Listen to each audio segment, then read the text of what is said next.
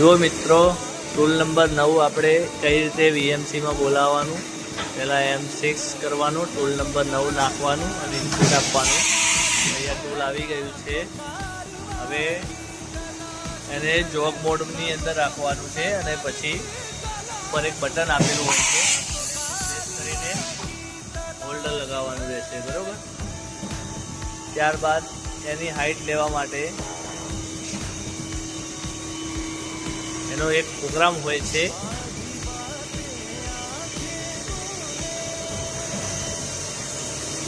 Photo tool length વાળો, બરાબર. એને ઇનપુટ આપીને એની અંદર રહેશે કે તમારે કયા નંબરમાં ટૂલ નાખેલું છે અને એની જે હાઇટ હોય કયા નંબરમાં રાખવાની છે.